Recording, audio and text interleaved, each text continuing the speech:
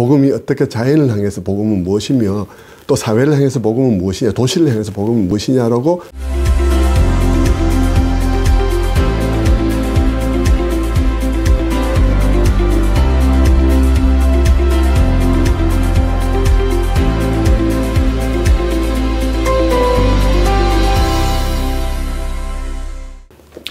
목사님의 삶과 목회 여정에서 만난 스승, 멘토 당연히 여러 분 계실 터인데 혹시 팀 켈러의 영향도 많이 받지 않으셨을까 제 개인적으로 한번 생각하는데 어떻습니까? 네, 팀 켈러도 영향도 많이 받았죠. 그러나 이제 어쨌든 제 인생에 이 목회에 아주 중요한 영향을 준 사람이라고 말한다면 뜻밖에도요. 제 직장 생활할 때 제 바로 위에 있던 과장님이 제게 큰 영향을 주었다고 말할 수 있습니다. 그분은 운동권은 아니었지만 운동권의 친구들을 많이 둔 분이어서요. 네, 그분이 제게 이제 늘 직장생활 처음 시작할 때 그분은 제가 처음에 집안의 사정으로 인해서 부산지사를 자원해서 내려갈 수밖에 없었거든요. 제가 처음에 부산지사를 내려가서 있는 동안에 모든 제 동기들이 본사에서 해외를 들락거리면서 아주 화려한 그런 비즈니스맨의 삶을 살고 있을 때 저는 부산에서 보세창고 건물에서 같이 있으면서 본사의 팔로우업만 하고 있었어요. 근데 그분이 저를 보면서 이 사람은 지사에 있을 사람이 아니다. 본사로 가서 해외를 뛰어야 될 사람이라고 그분은 생각하시고 제가 그날에 준비되기 위해서 저를 훈련을 시켜주셨어요. 근데 그분이 제게 특별하게 훈련을 시킨 건 뭐냐 하면 그 부산과 마산 지역에 있는 창원 지역에 있는 공장들을 다 다니게 하면서 거래선들을 다 다니게 하면서 현장을 꼭 들어가서 보게 하고 그 현장을 설명을 해줬어요. 거기에는 염색 공장에는 염색 공장대로 막 공해가 심하고 철물들 만드는 단조 공장들은 소리가 너무 심해서 거기서 오래 일하면 귀가 먹는 그런 아주 대형 프레스가 막 그냥 찍어대는 그런 공장에도 다 저를 이제 안내해서 보게 하고 또는 다이캐스팅이라고 해서 수도 꼭지 요즘 잘 안 보이지만 이렇게 엘보나 이런 것들을 이제 만드는 공장들도 가서 보여주면서 그 냄새 모든 걸 다 느끼게 해주셨어요. 그러면서 그분이 저에게 이 공장에 오래 있으면 무슨 병에 걸리는지 그리고 이 공장에 있으면 어떤 문제가 생기는지 하는 것에 대해서 설명을 해주시면서 그분이 하신 말이 뭐냐 그러면 너 다음에 해외 주재원으로 나가서 해외에서 이제 시장 개척을 위해서 뛸 텐데 너 실적을 위해서 1달러 함부로 깎아주지 마라. 너 실적을 위해서 1달러 함부로 깎아주지 마라. 너 뒤에 이 사람이 있다는 사실을 기억해라. 저는 그 사실이 정말 그 공장에 일하시는 분들을 사랑하는 그 사람의 마음이 저는 너무 참 감동적이었어요. 그리고 그분이 참 겸손하셨거든요. 그분이 겸손하게 제 상사임에도 불구하고 명절에 저는 상사의 집에 인사하러 가지 않았는데 그분이 우리 아버님 집에 인사하러 간 분입니다.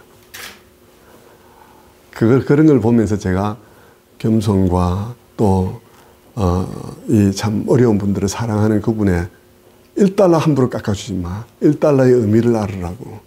그렇게 얘기하시는 그 모습이 제게는 목회를 하면서도 필요한 부분이다. 정말 그렇게 생각을 했고요. 그리고 신학에 들어와서는 이제 다 그렇듯이 로이 존스나 존 스토트, 로이 존스를 통해서 말씀을 깊이 있게 보는 법, 존 스토트를 통해서 말씀을 넓게 또 사회적 관계 속에서 보는 이런 시각들을 제가 배웠고 또 최근에는 크리스토퍼 라이트, 존 스토트의 계승자, 그분을 통해서 큰 맥락 속에서 성경을 보도록 인도함을 받았죠.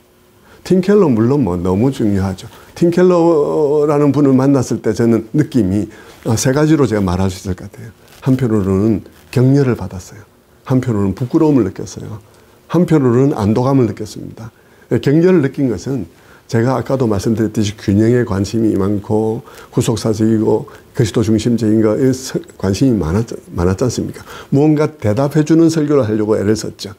그런데 제가 참 실력이 미천하니까 터널을 뚫고 가다가 중간에 멈춰서서 더 이상 작업을 못하고 있는 느낌을 가질 때가 많았거든요. 근데 팀 켈러를 만나면서 첫째는 격려를 느낀 것이 아, 내 방향이 틀리지 않았구나. 이 대가가 나와 굉장히 비슷한 방향을 추구하고 있었구나 하는 거였고요. 부끄러움은 내가 너무 실력이 없었구나 하는 부끄러움을 느꼈고요. 안도감은 아, 이런 마스터를 만났으니까 내가 이분에게 배우면 되겠다 하는 그런 안도감을 느꼈죠. 저는 한국교회 당분간의 미래는 솔직하게 봐야 되지 않을까? 좀 당분간의 미래는 고통스러운 시간이 되리라고 생각해요. 어쩔 수 없는 것이라 생각하고요. 그것은 저는 개인적으로는 한국교회가 성경의 메시지를 무시한 결과라고 생각이 들어요. 특히 이제 자꾸 공동체 얘기를 하게 되는데요. 구약 이스라엘 백성들이 왜 멸망하게 됐는지 그 선지서의 메시지들을 경시했다는 거죠. 구약의 교회가 그 많은 선지자들의 메시지를 가지고도 망했는데 한국교회는 선지서를 설교하지 않고도 안 망할 수 있겠나. 결국 한국교회가 하나님의 중요한 뜻을 무시한 채 성장만 추구하고 아주 얄팍한 영성을 추구했기 때문에 나온 현재의 결과라고 생각하고요. 이 한국교회가 겪는 어려움은 뭐 포로기와 같은 비슷한 시기일 거라고 생각이 들어요. 그거는 어떤 사람들에게는 뭐 하나님이 계신데 교회가 왜 이러냐 이런 생각할지 몰라도 저는 개인적으로 하나님이 계시기에 일어나는 일이라고 생각해요. 오히려 하나님이 계시기에 이런 일이 일어나고 아니 교회가 개판으로 막 이렇게 하는데도 불구하고 아무 문제가 없다면 그것이야말로 하나님이 안 계신 증거죠. 그러나 교회가 성경의 메시지에서 벗어나서 존재하고 있다가 이런 상황을 맞는다는 것은 하나님이 계신 증거라고 생각해요. 희망도 역시 그 점에 있다고 생각합니다. 하나님이 계신 결과 생긴 문제이기 때문에 하나님의 말씀으로 돌아가는 것만이 희망이라고 생각하고 거기에 희망이 있다고 생각하는 거죠. 그래서 좀 한국교회 미래는 좀 더 공동체적인 삶, 하나님의 성교의 모델하우스, 하나님 나라의 모델하우스로서 거기에 담아낼 수 있는 서로의 관계가 있는 공동체, 삶이 담기는 그런 교회로서 역점을 두고 가는 일이 교회가 회복할 수 있는 길이 되지 않을까 저는 그렇게 생각해요.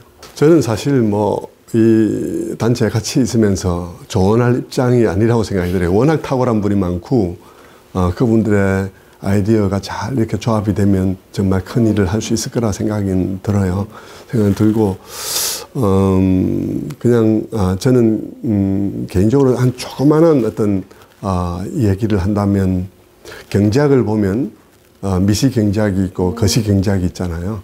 미시경제학은 소비자의 심리, 소비 공급에서 가격 결정 이론 뭐 이런 것들 다루는가 하면 거시경제학은 좀 더 큰 틀에서 그 화폐, 금융, 국민소득 뭐 이런 이제 큰 것을 다루는 것이 되는데 저는 가끔 이제 복음과 도시 활동을 하면서 정말 탁월하신 분들의 탁월한 교회 모습들을 이렇게 보면서 그런 생각을 해봅니다.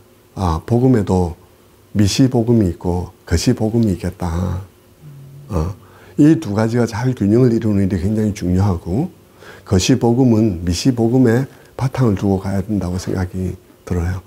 그래서 교회가 대사회적인 활동이라든지 관계를 가지는 복음이 어떻게 자연을 향해서 복음은 무엇이며 또 사회를 향해서 복음은 무엇이냐, 도시를 향해서 복음은 무엇이냐라고 말하는 것도 굉장히 중요한 거시적인 복음의 적용이라면 미시적인 복음의 적용, 복음이 내 심령 속에서 어디까지 건드려야 하고 어디까지 변화되어야 하며 내 심령을 향한 하나님의 인내는 무엇이며 그분의 기다림은 어느 정도의 것이었는지 그분의 고통은 무엇인지 하는 것에 대한 깊이 있는 탐구, 이 두 가지가 균형을 이루었으면 좋겠다 하는 생각을 합니다.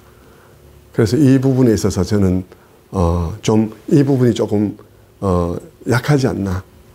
팀 켈러가 이제 우상으로 복음을 좀 굉장히 복음이란 문제를 우리의 삶 속에 어플리케이션을 하기에 굉장히 편리하고 또 눈에 탁 띄는 적용을 하긴 했지만 그러나 그것조차도 그 바탕에 나를 변화시킨 하나님의 그 사랑의 깊이와 넓이와 높이와 길이에 관한 좀 더 심도 있는 그리고 실존적인 그런 깨달음에 대한 각성, 그 미시와 거시 복음이 같이 갔으면 좋겠다 이런 생각.